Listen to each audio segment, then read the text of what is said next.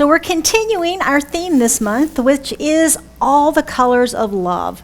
And we've been exploring various aspects of love this month. And if you're following along in the spiritual journal, you may have noticed that today's title in there is sacred sexuality. See, I can't even do that, right?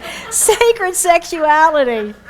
Sacred sexuality. But as I meditated on that this week, it occurred to me that that is an aspect of pleasure. That it's an aspect of pleasure, much like abundance is a rung on the ladder of the overarching prosperity. I think that sexuality is a rung on the ladder of pleasure. It's one area, one aspect, right? So I've changed the title to Sacred Pleasure from Sacred Spirit Sexuality. So what is pleasure? What is pleasure? When we go to our friends at Wikipedia, they tell us that it's a mental state that we experience as positive, enjoyable, or worth seeking. It includes states such as happiness, entertainment, enjoyment, ecstasy, and euphoria. That sounds wonderful, doesn't it? So why are there so many people that are stressed and anxious and frustrated and unhappy? Well, I think it comes down to what we believe life to be. What we believe life to be. It's the mental state that we're experiencing individualized as ourselves, right? We're told in the Bible that it is God's good pleasure to give us the kingdom. God's good pleasure to give us to the kingdom. But some of us don't believe we're quite worthy of that yet. We're just not quite worthy of that kingdom. And maybe some of us believe that we have to work hard and struggle before we're going to become worthy of that. But there are no qualifiers on that statement, are there? It simply says it is God's good pleasure to give us the kingdom, period. Not if or when or after. It's just the statement. So where do these other ideas come from? Where do these other ideas of limitation that we seemingly put on ourselves come from? Anybody else growing up ever have to do your homework before you could go out and play? Anybody else have to do your chores on Saturday morning before you could go play ball with your friends? Sure, those very innocent disciplines that our parents instilled in us to teach us discipline as children, many of us packed up, put in our heart, and said, yes, this is how life works. So therefore, I cannot have dessert before dinner, right? How many have that belief? I can't have dessert before dinner. You'll ruin your dinner. So what? Right? We're adults. We get to choose now. But we've packed all this stuff up into a belief system that we hold sacred, that this is how life has to be. But it's the Father's good pleasure to give us the kingdom in any way that we wish to receive it. We get to choose. We get to choose. So let's go back to this mental state of pleasure, positive, enjoyable ecstasy. Now, as many of you know, Ron and I took off and went up to Las Vegas last weekend. And I'm here to tell you that the 1990s marketing strategy of family friendly is gone. Okay? It is back to its roots of Sin City, and what happens in Vegas stays in Vegas. Now, this was a fascinating weekend because I lived there back in the late 80s, and it was not nearly as crowded as it is now. It's quite crowded. The traffic is heavy, the pedestrian traffic is heavy, but the people watching was amazing. We had wonderful people watching, and what I came away with was what a marvelous species we are as human beings. We saw everything you can imagine. We saw every age, demographic, every sex, every nationality, probably every country represented, just tons of variety of people having a variety of experiences up and down the strip and in and out of the casinos. So it was very fascinating. And as I looked at this, I began to ponder this talk, because I'm in Sin City and I'm going to be talking about pleasure, right? So I started thinking about this.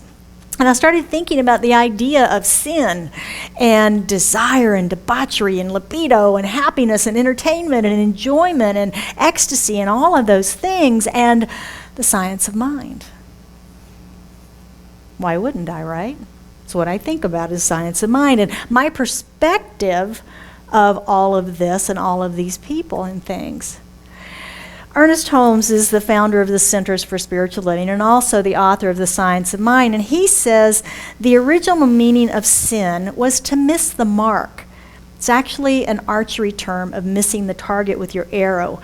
To miss the mark, to make a mistake, to err in judgment, or to do something that separates us from the conscious daily realization that we already are one with the supreme giver of life. We separate ourselves through our judgment of ourselves being wrong when we make an errant decision, an errant choice. We make a mistake. We then judge ourselves, make ourselves wrong, call ourselves sometimes sinful, and this has gotten tangled up in religiosity to the point of now we're all bad, conceived in original sin, and all of that. As I was thinking about this talk this morning, I kept hearing in my head, "Forgive me, Father, for I have sinned." I don't know how many recovering Catholics we have. I'm not one. I've never been in the Catholic denomination or attended that, but I've seen movies, right? We've all heard those words, "Forgive me, Father, for I have sinned." It is permeated our culture, this idea of sin. But it's simply a mistake. If you remember when Jesus was in the desert, and the story is he was being tempted by the devil, by Satan. And at one point he says, "Satan, get behind me." And it is said that in Aramaic, the word Satan is also translated as crazy thought. So here he is. Now imagine yourself. You're out in the desert. You're against the elements. Things are happening. You're tired. You're hot. You're thirsty. You're hungry. And your mind starts to go, right? We have very creative minds.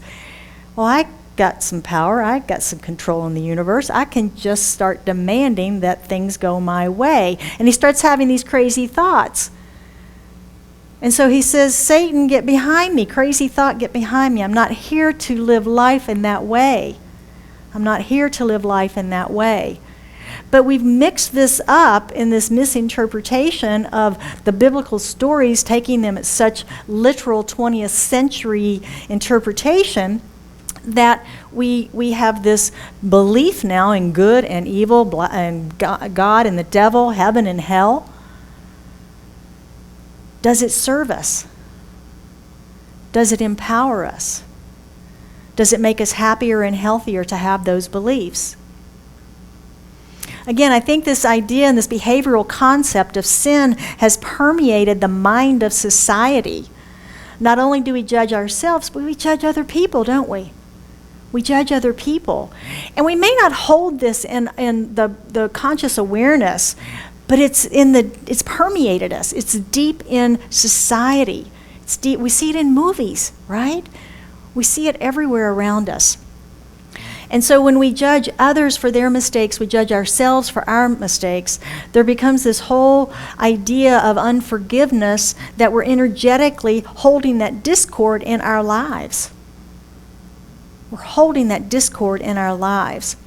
Holmes tells us that heaven and hell are each states of mind, not a place that we go to after we discard this body, but states of mind that we experience right here on planet Earth now. One of the ways that we create hell is not staying present in the present moment.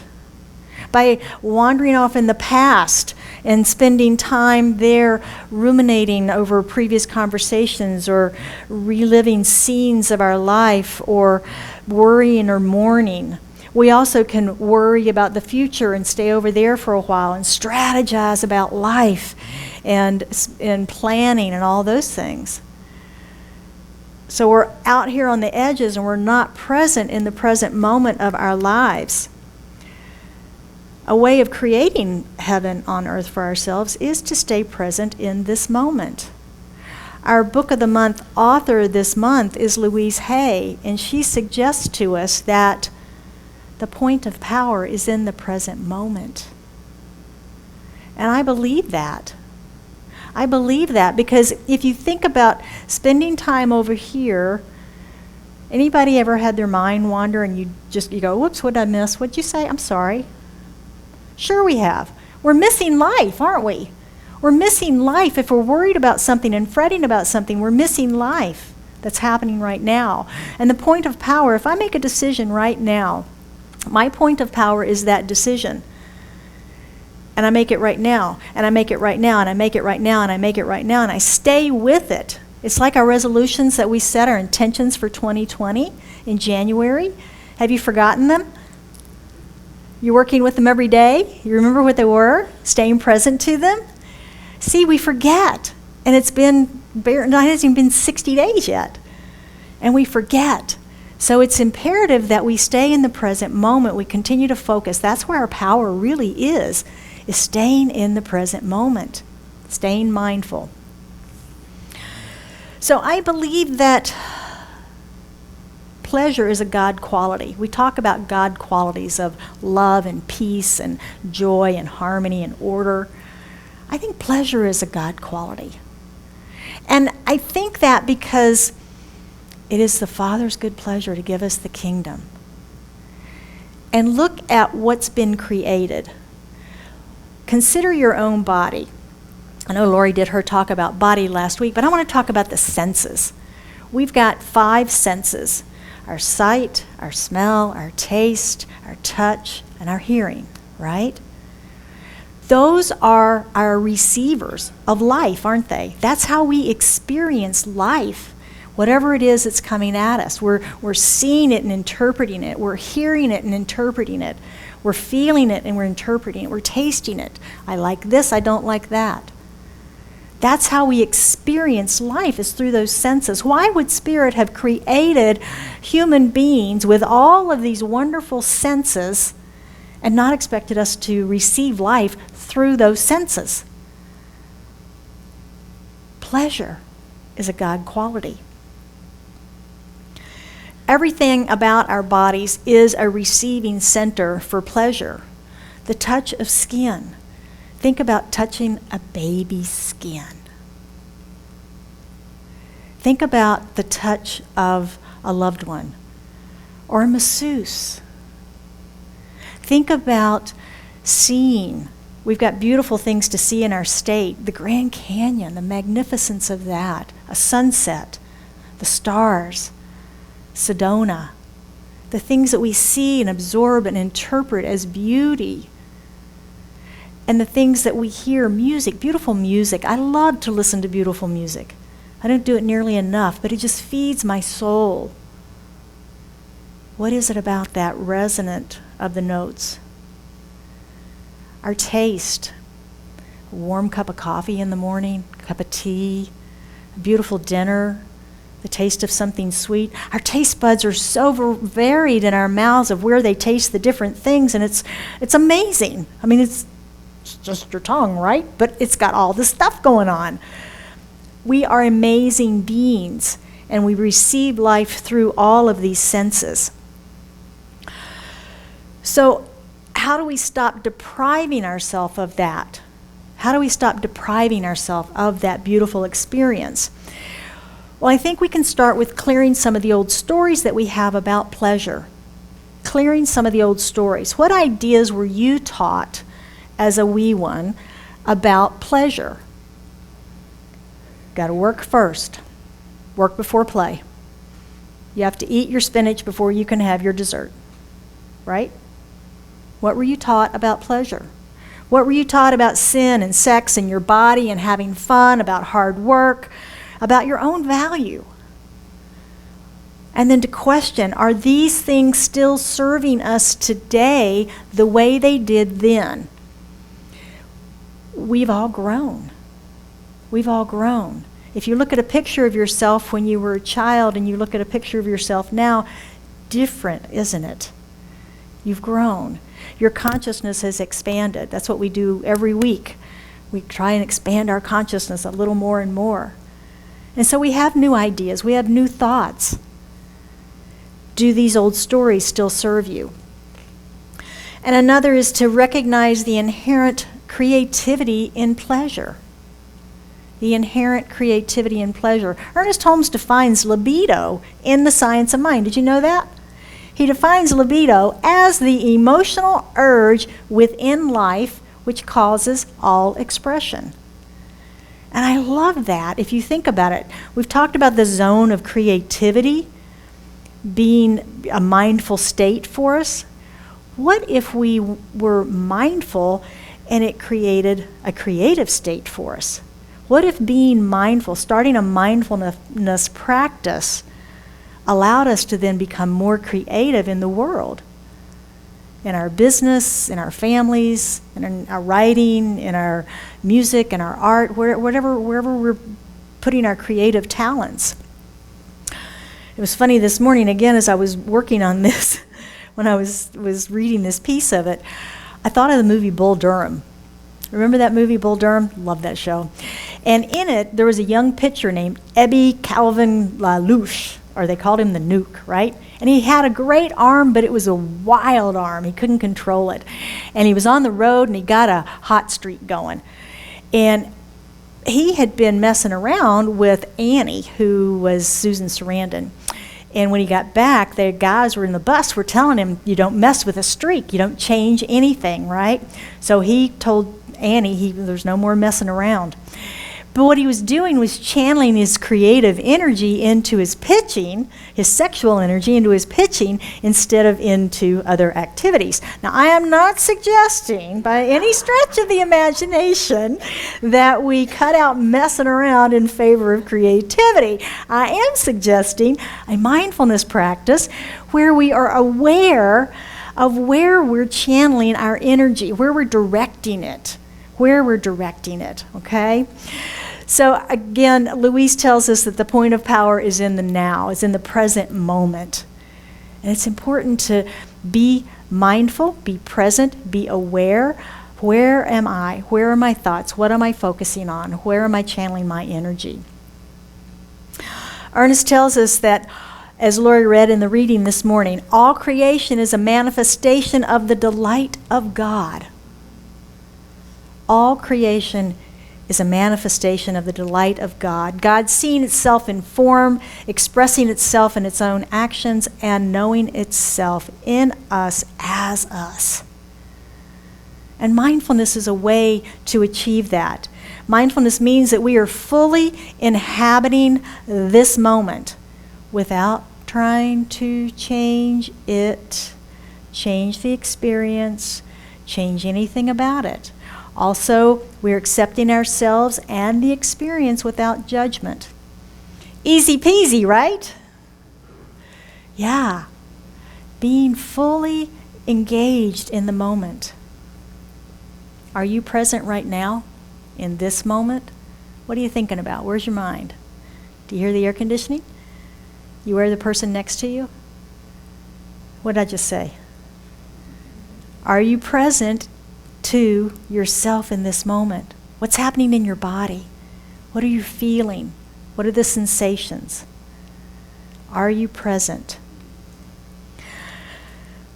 On Thursday evening in class, in our foundations class, we did the candle flame meditation. And it was fascinating for us to see how quick our minds are and how creative they are. Our intention is to just stare into the candle flame and keep our focus on the flame. And if we noticed our thoughts wandering, which they did, to pull them back. And it was fascinating how quickly they would wander and where they would go. And then we could pull them back. So mindfulness is a practice. It's a practice. It's not something that our minds are, the natural state of our minds is to create, right? Is to think. So we're not going to change that. The purpose of mindfulness is to help us to focus it so that we know what we're thinking about. We're not allowing these old belief systems and hidden beliefs and things to run us, that we are in charge of that. We're in charge of what we're thinking about, what we're focusing on, what we're calling forth into our lives. That's the purpose of a mindfulness practice. And science, of course, is proving that the practice now of meditation and mindfulness improves the quality of our lives. It improves our health, our physical appearance, our personalities, and new studies are even showing that it improves our sex lives. So there you have it. This life we are experiencing is not just to endure it and get through it. Another day, I gotta get through it. Okay. It's not about that. It's about experiencing life, being present to it, to live in joy and the fullness without any self-imposed limitations, to allow Spirit to move through us. Science of Mind tells us that we should not entertain any thought that would limit our experience of the good life. We should not entertain any thought that would limit our experience of the good life. Goes on to say there's nothing in us that can separate us from the divine presence, but in many ways we are able to inhibit the flow. We're able to inhibit the flow. And Reverend James is having a workshop this week. It's what we talked about last month, is the 4 kingdoms. In Kingdom 1, we've shut off the flow. We're victims. Life done to me. I got no choice. I got no voice. I got no nothing. So we're blocked off. Kingdom 2, we let a little bit through. It's by me. I can do it. Kingdom 3, we let a little more through. And Kingdom 4, we are it. We are it. So come see Reverend James on Tuesday and Thursday. It's going to be a great workshop. As Ernest Holmes says, the greater possibility of knowing the love of God, increased joy of living, and greater good in life is ours, simply for the accepting. Just accept it, right? Just say yes. So let's look at some practicing the principles and how we might be more receptive to this week. I have 3 for us today, and the first one is a practice of mindfulness. A practice of mindfulness. And really, mindfulness requires a willingness. It just requires a willingness to do the work, to be mindful, to have an intention to take activities and do them in a mindful way. It's a practice. It's not perfection. It's a practice. It can be done in a sitting meditation type of practice, maybe focusing our thoughts on a candle flame or a flower or something. It can be mindful walking. It can be mindful eating. It can be mindful dishes. I don't know about you, but when I do the dishes, my mind's not there, okay? I'm doing something else. If I do the dishes in a mindful way, I'm conscious of the water and the bubbles and the sponge and the rinse water and the different feel and texture of the plates versus the glasses versus the pots and the pans and the lids and the silverware and everything. And I'm staying fully present with that. I'm not complaining in my mind about how I shouldn't be doing this, Ron should be, and I'm not over in, what I'm going to do after this. I'm right there present with it, fully in the moment. Not trying to change anything, just being with it in the moment. Any of our daily practices we can do in a mindful way as long as we willingly and consciously step into it and stay present with it. Number 2 is a spiritual practice of pleasure. Do you know what brings you pleasure? Have you allowed yourself to open up to what brings me pleasure? And do you do it every day? What do you allow to get in the way? What has to come first before you can enjoy pleasure in your life? What has to come first? Others' needs or desires, and then I can do it? Now, if you've got resistance coming up when you hear that, if you've got resistance coming up, I'm going to invite you to look into that resistance of, yeah, but I have to do this, right? I'm going to invite you to change I have to do this into I'm choosing to do this. I'm choosing to do this. I'm choosing to care for others. I'm choosing to care for my family. I'm choosing to, and make that your mindfulness and your spiritual practice and find pleasure in that rather than I have to do this before I can have fun. Okay? Make everything fun. Understanding what brings us pleasure and then what we believe must come first can allow us to begin to step into pleasure as a spiritual practice. Number 3 is pleasure and creativity. And this is recognizing the connection between pleasure and creativity and mindfulness. It's sort of a cycle in there where they're all going to interact with each other. Pulling weeds can be a mindful experience. Again, if we stay present to what we're doing, not complaining because I shouldn't be doing it, or worrying about what I'm going to do next, or complaining because the weeds are even there. Why are you here in my life? Go away, I don't need you. You're just a weed. Any of those things, but being present fully to what the task at hand is in that moment.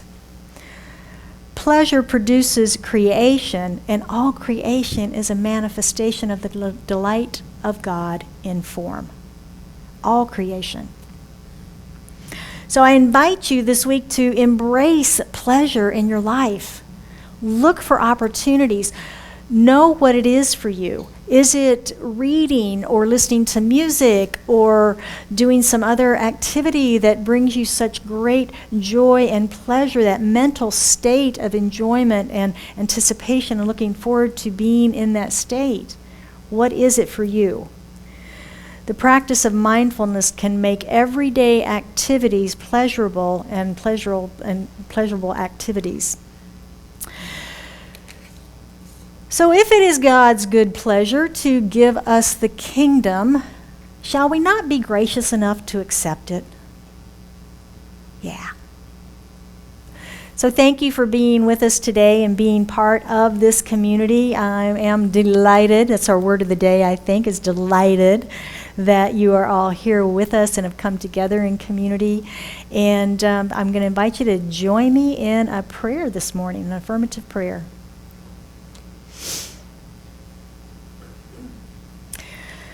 So as we move within to that place of our center, that place of centeredness, recognizing that is the place of God, that is the place of this divine spark, the God particle, that which lives and moves and breathes within us, that is spirit, that is all that there is, the one life, the one mind. This power, this presence is love and joy and harmony and order and pleasure. And all of that is here now, in, through, and as me as an expression of it. As I am love and I am joy and peace and pleasure. And as I know this for myself, I know this for each and every one of us gathered here this day, that we are the divine in form. Whole, perfect, and complete, just the way we are. And so knowing this, I speak my word for and about each one of us.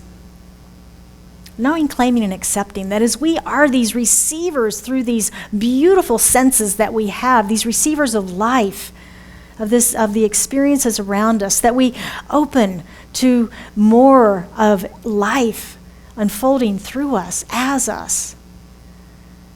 And that we allow pleasure to become a part of the joy of living, the joy of life of who we are. We allow ourselves to express that, to share that with others, to bring joy and pleasure to others as well as to ourselves. Remembering to stay present in the moment, mindful of all experiences, anchored in the divine. I know for anyone that has anything on their heart this day that they are seeking prayer around it, as we lift it into the consciousness of this prayer, that it is healed, that truth is revealed, that clarity comes forward, that abundance and prosperity circulate, whatever the need might be. I know that the call is answered now. And so it is with a grateful heart, filled with thanksgiving and joy and gratitude, that I just release this knowingly into the activity of mind, into the action of law, knowing that it is done. It is so. And we affirm this together by saying, and so it is.